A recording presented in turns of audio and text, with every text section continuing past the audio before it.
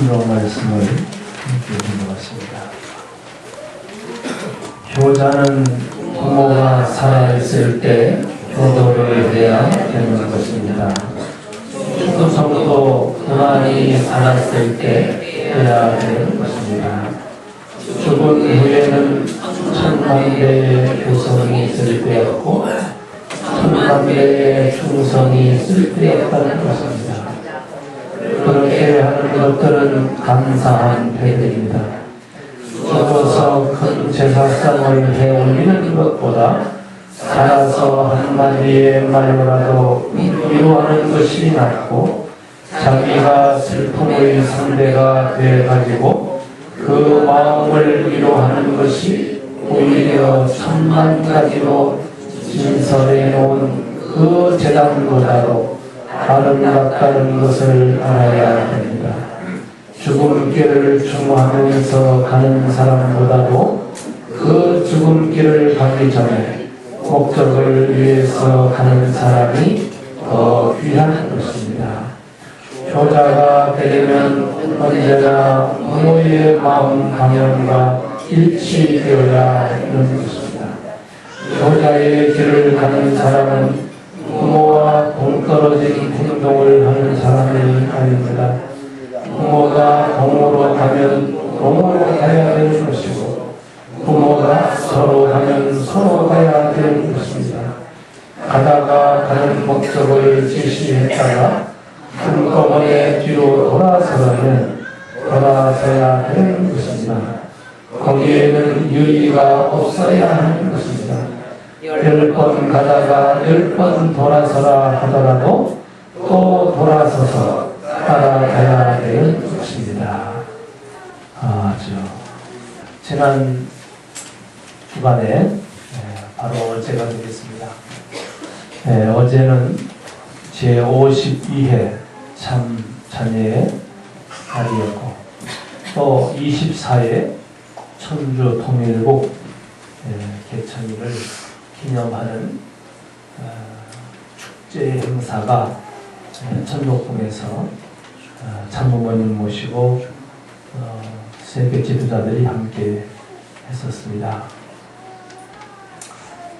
이미 지금들이 잘 아시겠습니다만 참부모님께서 참 자녀의 날과 천주 통일국 개천일을 전에는 명절을 따로 해왔습니다.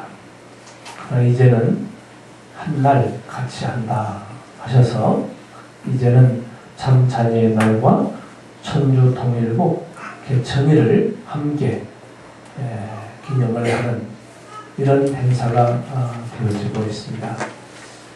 우리 강동교에서도 몇 분은 오늘 참석하셨지만은 많은 식구들이 참석을 못하셨기 때문에 그에 대한 내용을 잠깐 전해드리도록 하겠습니다. 어제 행사에는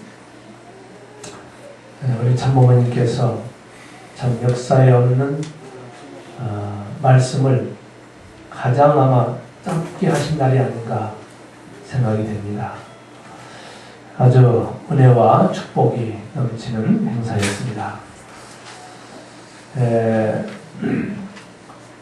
이날 말씀을 아버님 하시기 전에 먼저 훈독회가 있었습니다. 이 훈독회는 제9회 참 자녀의 날 말씀하셨던 말씀을 훈독을 하게 됐습니다. 그 말씀을 요약해보면 참 자녀의 날이 얼마나 귀중한 줄 아느냐 하는 이런 말씀이죠. 바로 이 말씀의 요지를 보면 에덴 동산에서 아담과 해와가 타락함으로써 자녀의 날을 잃어버리게 되었다. 결국 타락하지 아니했다면 아담과 해와를 통해서 하나님이 참 자녀의 날을 찾아 세우시다는 것이죠. 타락으로 자녀의 날을 잊어버린 것입니다. 잃어버린 자녀의 날을 하나님은 구원 섭리에 의해서 그 참 자녀의 날을 찾아 세우시게 되는데 그 참 자녀의 날에 참석한다고 하는 것이 얼마나 영광된 자리인 줄 아느냐 하는 말씀이죠. 그래서 어제 참부모님을 모시고 참 자녀의 날에 행사를 참석하고 또 참석하지 못했지만 이 날을 맞이할 수 있는 우리 자녀들이 얼마나 복된 줄 아느냐 하는 이런 말씀이죠. 따라서 우리는 타락하게 됨으로써 잃어버린 것이 세 가지가 있다고 했습니다. 첫째는 하나님의 말씀을 잊어버렸고, 두 번째는 실체, 우리 몸뚱아리가 사탄에 점령당하게 됐고, 따라서 우리의 심정마저도 잃어버리게 됐다. 하나님의 심정과 용교할 수 없는 그런 타락한 무지한인간이 됐다는 것이죠.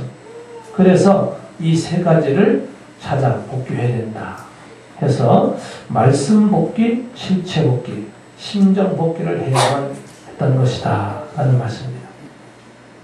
이러한 타락으로 인해서 결국 하나님도 인간도 만물도 결과적으로는 탄식권에 머물게 됐다.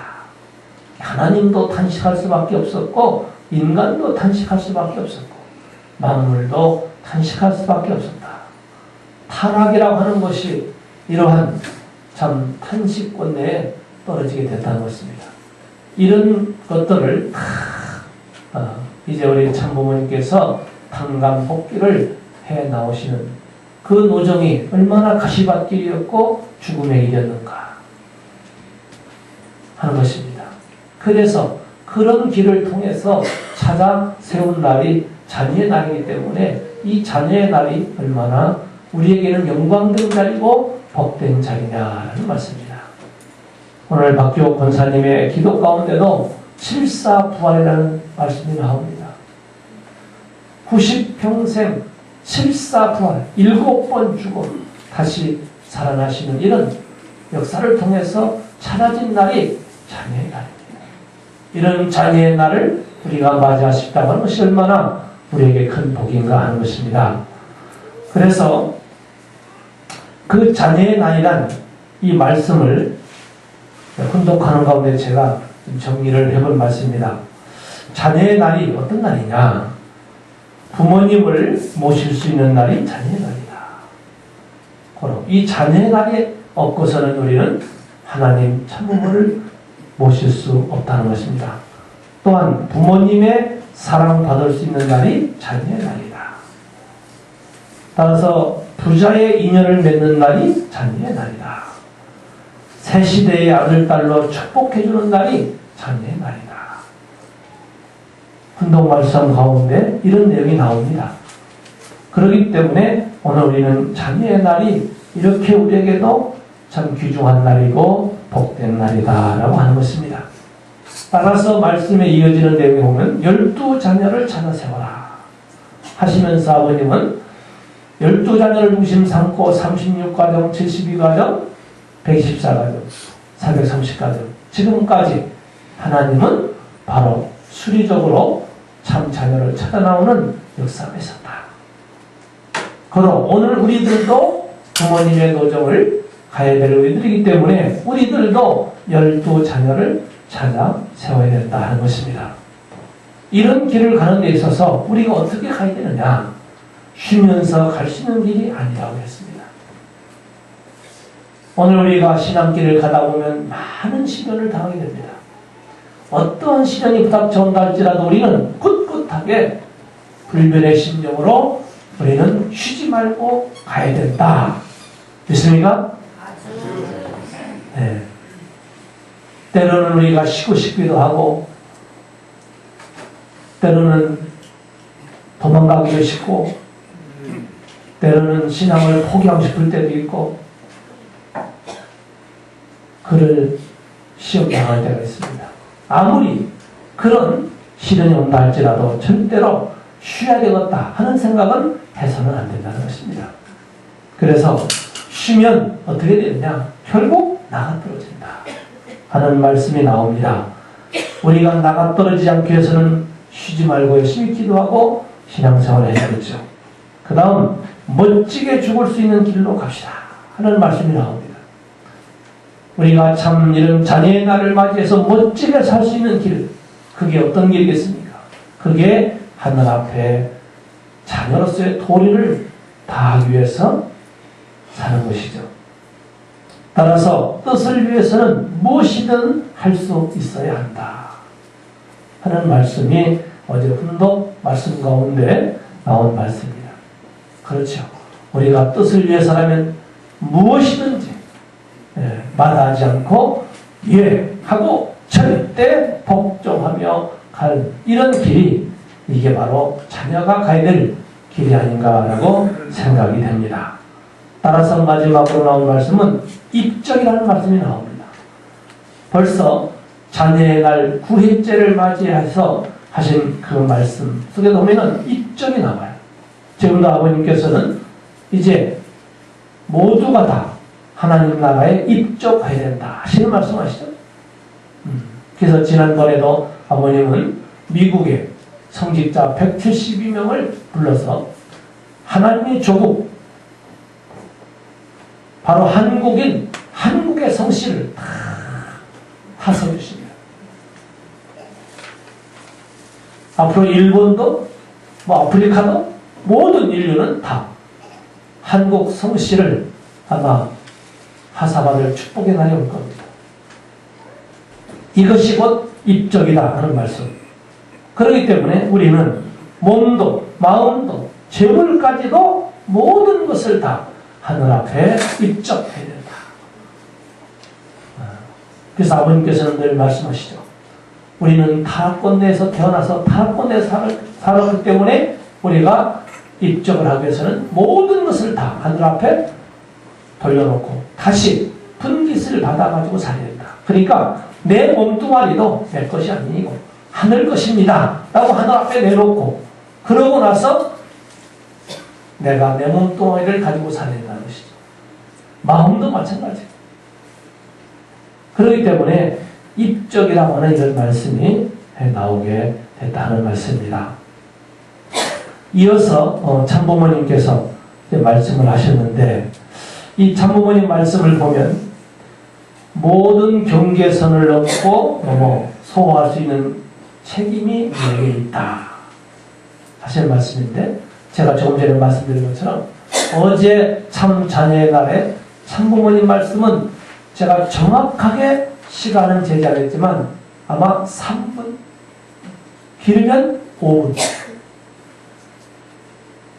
아주 이렇게 짧게 말씀하셨어요.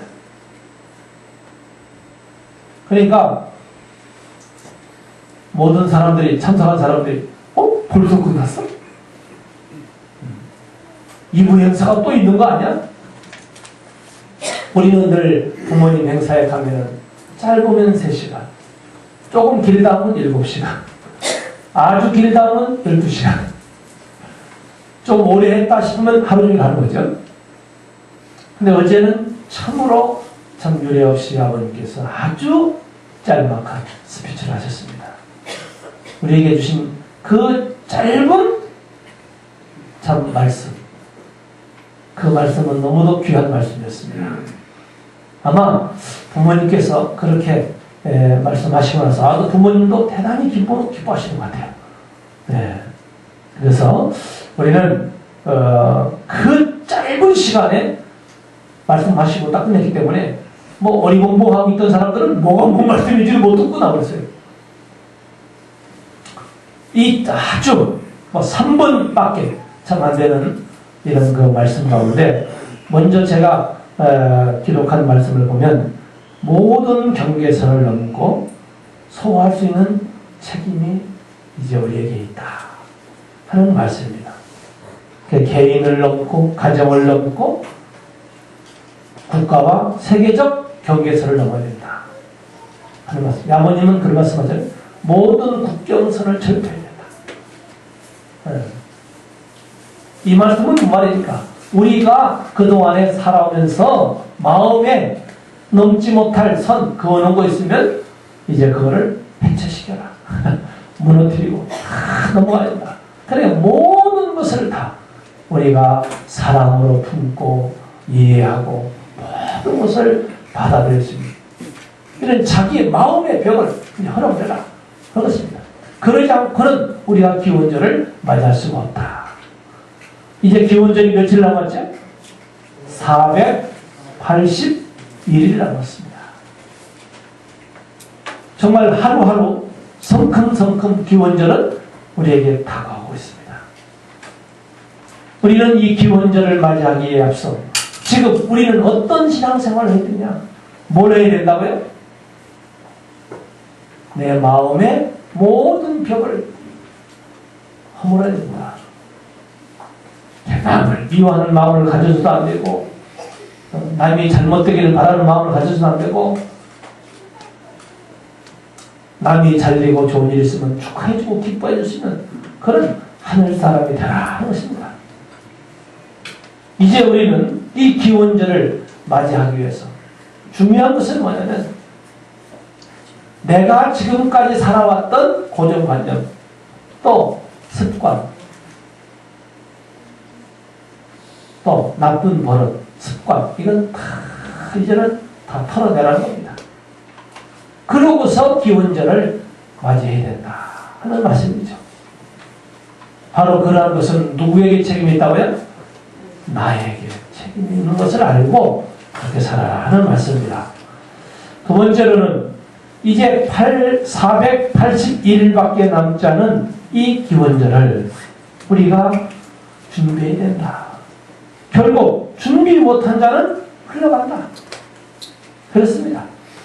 그러니까 저희들은 정말 하루하루 살면서 카운트다운을 아버님이 세시면서 기원절을 이렇게 기다리고 또 준비하시고 우리를 교육하시고 훈련시키는 것은 곧 우리가 기원절을 맞이해서 정말 우리가 흠이 없이 티가 없이 정말로 참 하늘이 볼 때 너는 내 아들이고 너는 내 딸이다 할 수 있는 이런 참 하나님의 아들, 딸 된 그런 아름다운 모습으로 기원절을 맞이하기를 준비하라는 것입니다.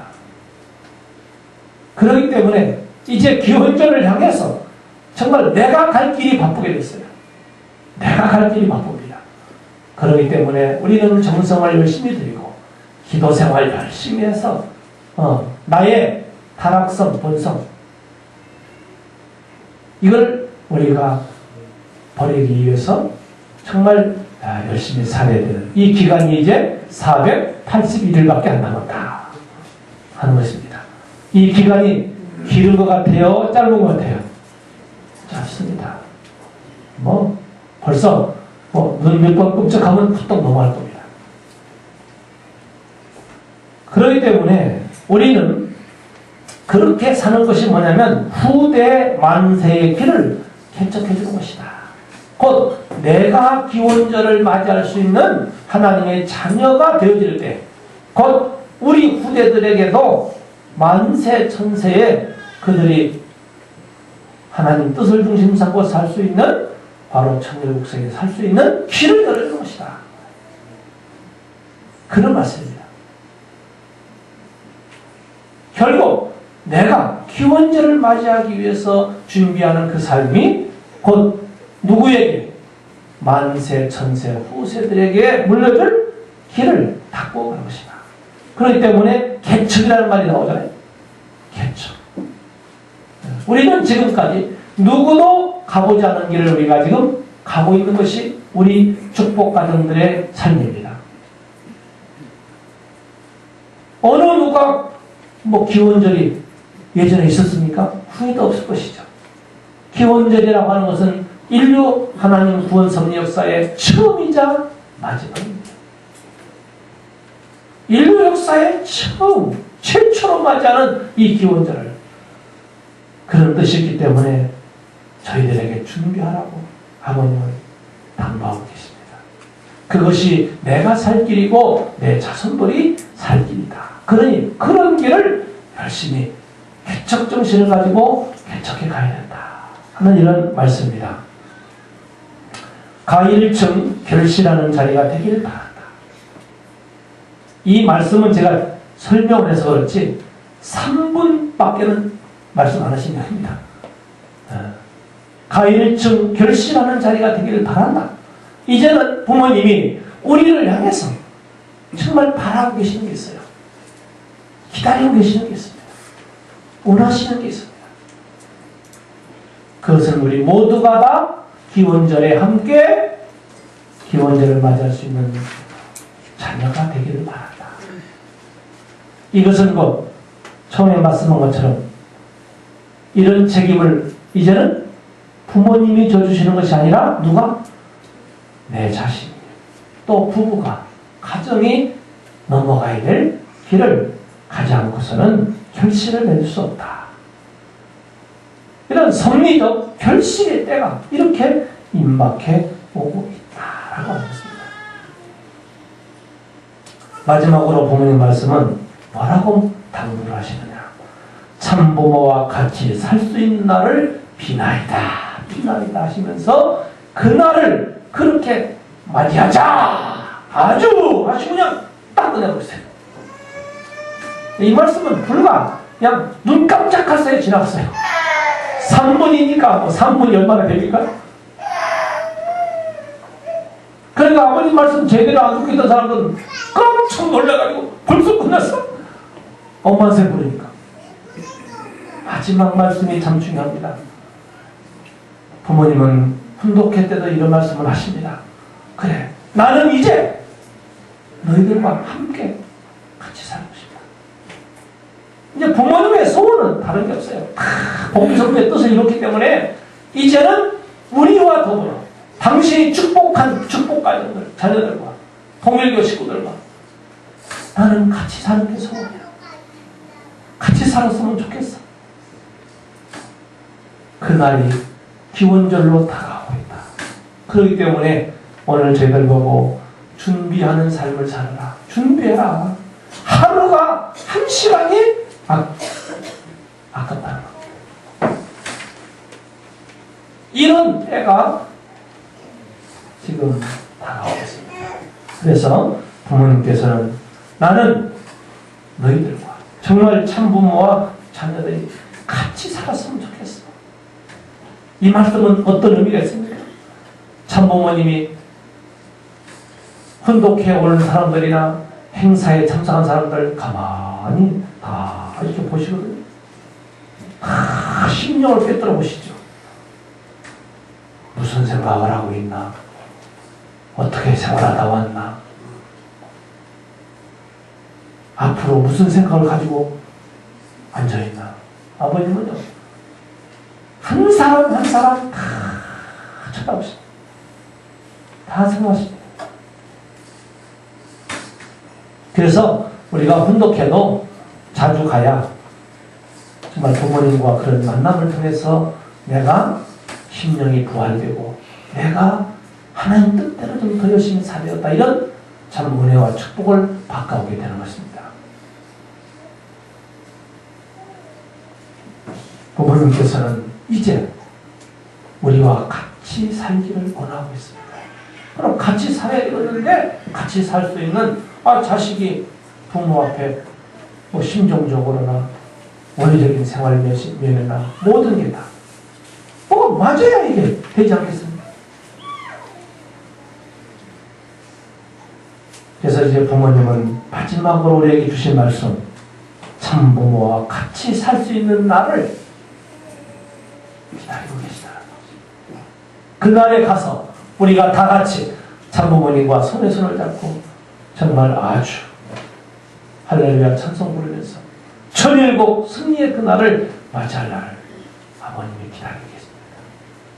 그렇기 때문에 아버님은 우리에게 천기, 하늘의 기와 하늘의 운세를 몰아주시기 위해서 지금 그 나이신데도 불구하고 긴장하시면서 기도해 주시고 저희들을 붙들면 그저 하루도 이틀도 열흘이라도 붙들고 말씀을 해주고 싶어 하십니다. 그런데 우리들은 아이고 아버님 훈독회가 길어진다고 불평불만하고 참 그러니까 저는 그런 생각이 납니다. 예수님이 세 제자를 붙들고 겟세마네 동산에서 마지막 기도할 때 졸지 말고 깨어서 기도하자. 할 때 예수님의 기도와 그 뜻과 예수님의 그 심정을 느끼지 못하고 있었던 제자들, 그들이 뭐 코를 콜콜 굴고 자서 잔 게 아닙니다. 엉뚱한 생각, 딴 생각하고 있었어요. 오늘 우리 모든 식구들이요, 아버님이 이렇게 애타게 우리를 손을 내밀어 주시고 우리에게 축복의 한날을 축복해 주실 때 감사합니다 하면서 우리가 하늘 앞에 오라 할 때 갈 수 있는 그런 아들, 딸, 자식이 되어야 되겠다. 이런 심정을 우리가 이 자녀의 날을 통해서 가졌으면 좋겠다. 이것이 곧 자녀가 부모에 대한 도리가 아닌가, 이런 생각을 합니다. 그렇죠. 우리는 진정 하나님과 참 부모님께 자녀의 도리를 하지 않고서는 안 될 수밖에 없는 이런 우리는 축복권에 와 있습니다. 그래서 오늘은 자녀의 도리가 뭐냐? 곧 부모님께 효도하는 것이죠. 효도하는 것이죠. 그래서 이 효에 대한 것도 지금까지 모든 타락한 인류 역사 가운데 종교의 가르침의 근본이 효였습니다. 그래서 모든 종교에서도 이런 말을 합니다. 기독교에서도 같이 한번 읽어볼까요? 너희는 부모를 공경하라. 그래야 너희는 너희 하나님 여호와께서 주신 땅에서 오래 살 것이다. 부모를 공경하는 자는 땅에서 장수한다. 오래 살고 복받고 산다. 출애굽기 20장에 있죠? 또 같이 한번 읽겠습니다. 내 아버지와 어머니를 공경하라. 이것이 약속 있는 첫 계명이다. 이는 네가 잘되고 땅에서 장수하리라. 에베소서 6장 2절에 했습니다. 오늘 기독교에서도 가르침을 보면 효가 근본입니다. 또 같이 읽겠습니다. 자녀들아 모든 일에 부모에게 순종하라. 이는 주 안에서 기쁘게 하는 것이다. 부모에게 효하는 것이 주 안에서 곧 기쁨이 된다 하는 말씀이죠. 골로새 3장 20절. 바로 우리가 하나님을 알고 하나님을 부모로 모시고 살기 위해서는 부모를 공경하고 사랑할 줄 알아야 된다. 이렇게 가르치고 있습니다. 유교에서도 보면 이런 말씀 있죠. 같이 읽겠습니다. 군자는 근본을 세우고자 애쓴다. 근본이 확고하게 서면 도가 생긴다. 효와 우애는 인을 행하는 근본이다. 그렇습니다. 군자는 근본을 세운다. 대의를 위해서 산다. 그 군자는 절대 편방을 이루지 않습니다. 따라서 근본이 세워지면 도가 생긴다. 도가 뭐죠? 길도자죠. 길도자. 도. 인간이 가야 되는 길이 생긴다. 그 말입니다.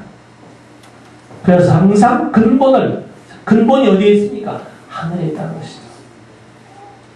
따라서 유대교도 이런 가르침이 있습니다. 같이 읽겠습니다. 인간에게는 주 하나님, 아버지 그리고 어머니 이 세 분의 동반자가 계시다. 내가 부모를 공경할 때 나는 내가 거기에 거하며 그들이 나를 공경하는 것이라 여길 것이다. 그렇습니다. 우리가 부모님께 공경하는 것이 곧 하나님은 그 자리에 함께 하신다. 그렇습니다. 우리가 부모님을 공경하지 않는 그 자리에는 하나님도 함께 하시지 않는다 하는 것이죠. 불교에서도 보면은 붓다의 정토에 태어나기를 원하는 사람은 부모에게 효도하고 부양하며 스승과 어른을 공경하고 시봉해야 된다. 오늘 모든 불자들은 붓다의 정토에서 태어나기를 고대하고 있습니다.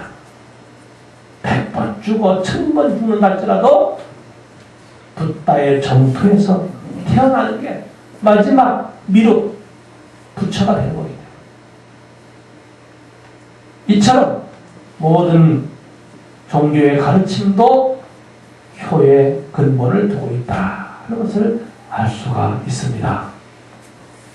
오늘 저희 주보의 훈독 말씀에도 보면은 이 훈독 주보의 말씀을 매일 아침 훈독회 때 꼭 한 번씩 훈독하시기를 바랍니다. 오늘 훈독한 말씀도 보면은 효자는 부모가 살아있을 때 효도를 해야 한다. 죽은 후에는 천만배의 효성이 다 필요 없다. 죽어서 큰 제사상을 해 올리는 것보다 살아서 한마디 이루의 말이 낫고 슬픈 상대가 되어 그 마음을 위로하는 그런 자식들이 아름답다 라고 표현했습니다. 그렇습니다. 부모가 살아계실 때 효도해야 된다고 아마 모르는 사람은 없을 겁니다. 그러나 진정 부모가 살아계실 때 효도한다는 것이 그렇게 쉽지는 않은 것 같습니다. 우리 참부모님께서 늘 저희들을 향하여 주시는 말씀 가운데 보면 바로 오늘 주신 이 말씀입니다. 효도는 부모가 살아계실 때 효도하는 게 진정한 효도다. 오늘 우리에게 주시는 이 생명의 말씀. 그렇다면 오늘 우리가 부모가 살아계실 때 효도하는 것이 진정한 효도인데 나는 무엇을 가지고 효도할 것인가 하는 것을 오늘 마음속에 생각하시면서 그 마음속에 느낀 게 있으면 그것을 꼭 실천하셔서 축복받으시기를 축원합니다.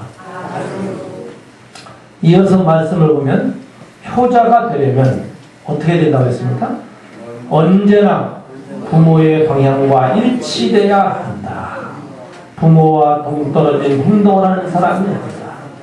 그러니까 부모님의 방향과 일치, 가는 길이 같아야 된다. 동떨어지면 안 된다. 떨어지면 안 된다는 것입니다.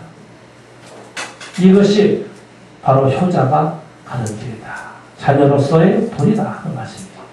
뜻깊은 말씀에 있습니다. 누가 진정한 효자냐? 효자는 먼저 부모님의 얼굴을 살펴보고 웃더라도 웃고 울더라도 웃는 자식이 효자다. 그 말씀이 뭔 말씀이에요? 부모님의 사정을 먼저 알아보고 부모님의 뜻이 어떤가 알고 나서 행동을 해야 된다 하는 말씀이죠. 그렇습니다. 우리가 참 자녀의 날을 맞이해서 오늘 우리 마음속으로 살아계실 때 육신의 부모든 참 부모님이 하나님 하늘 부모에게 우리가 효도해야 된다. 또 내가 살아있을 때 해야 되지 내가 죽은 다음에는 무슨 효도를 하겠어요? 바로 그런 말씀입니다. 부모가 살아계실 때 효도하고 내가 살아있을 때 효도해야 된다. 내가 죽고 나면 뭔 효도를 하겠어요? 땅을 치고 통곡한들 아무 소용이 없습니다. 바로 그런 말씀이죠. 제가 한 사람을 소개하시는 사람이 있습니다. 바로 미국의 초대 대통령 조지 워싱턴. 이 대통령도 유명한 말을 하나 남겼습니다. 그 뭔 말이냐 하면은 부모의 눈에서 눈물을 흘리지 않도록 하라. 부모의 가슴에 못을 박는 사람 치고 잘 되는 사람이 없다 하는 말씀. 이것은 바로 조지 워싱턴 대통령이 젊은이들에게 했던 메시지입니다. 이 말을 언제 했느냐? 이 말을 하게 된 배경이 있어요. 이 워싱턴이 어려서는 꿈이 컸습니다. 어떤 꿈을 가졌느냐 하면 워싱턴은 나는 항해사, 선원이 되고 싶다. 그래서 전 5대양 6대전을 누비면서 본인은 선장, 즉 마도로스가 되기를 꿈을 꾼 것입니다. 그래서 어려서부터 열심히 그쪽으로 공부를 하고 준비를 다 했습니다. 그래가지고 이제 다 준비하고 공부를 마친 다음에 배에다가 짐을 다 싣고 이제 떠나기 위해서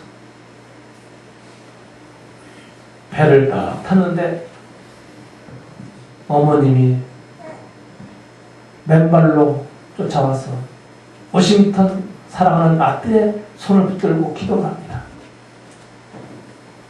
뭔 기도를 하겠어요?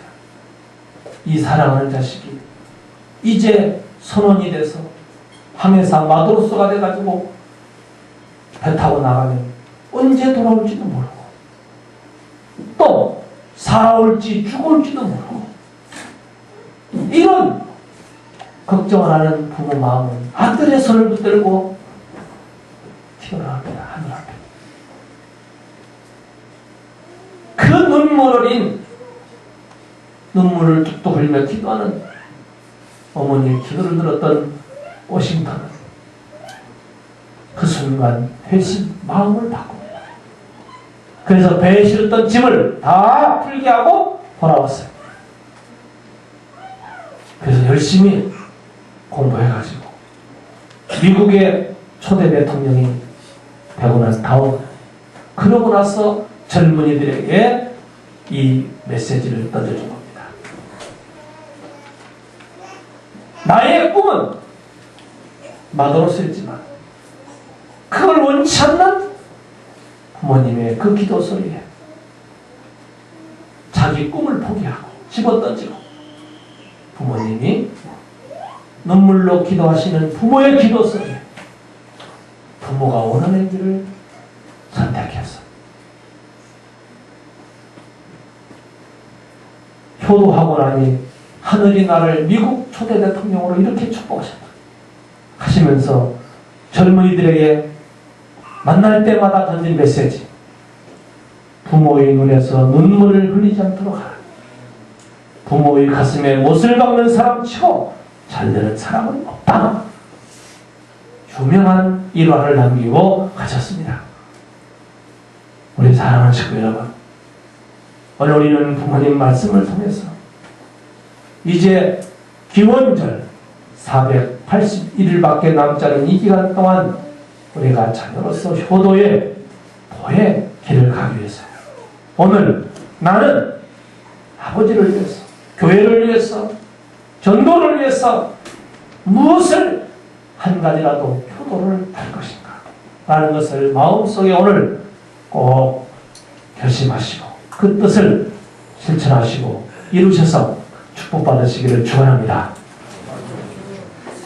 감사하신 아버지 하나님, 참으로 오늘 저희들에게 주시는 생명의 말씀, 부활의 말씀, 축복의 말씀 진실로 감사드립니다. 이제 참 부모님께서는 기혼절을 선포해 놓고 하루하루 날짜를 계산해 가시면서 하루가 지나가면